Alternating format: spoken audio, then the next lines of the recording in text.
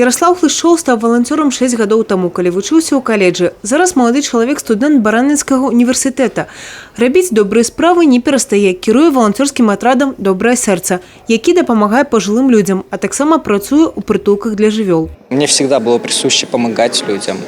То есть для того, чтобы быть волонтером, не обязательно где-то там записываться, либо какие-то конкурсы проходить. Это может каждый человек для себя где-то в сердце отложить и помогать просто.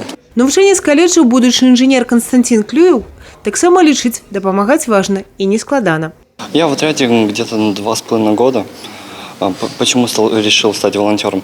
Мне просто понравилось все волонтерское движение, помогать людям. Просто своя инициатива. Вось таких неабыякавых маладых людзей аб'яднаў конкурс «Волонтер года». Актывісты БРСМ падлічылі, у вобласці амаль што 200 волонтерских атрадаў, удзел якіх бяруць звыш 3300 юнакоў і дзяўчат. Это должен быть зов души, позыв сердца.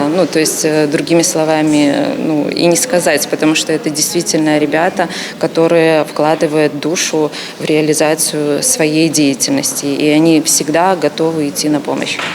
Лепшых выбралі ў 5 номінацыях: лепшы атрад, асабісты ўклад, навучальная праграма, група ў сацыяльных сетках, агітацыйны плакат.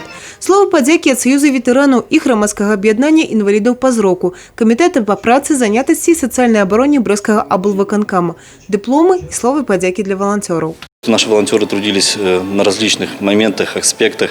И, конечно же, весной, в период пандемии, около 150 человек, волонтеров, совместно с Красным Крестом, это совершеннолетние волонтеры, помогали одиноким, пожилым людям. Конечно, наши волонтеры помогали ветеранам, благоустраивали различные территории, площадки. То есть спектр очень большой. Пераможцы областного этапу уже хутка представить Брэсцкую область у республиканском финале. Евгения Мороз, Алексей Рыбкин, телерадиокомпания «Брест».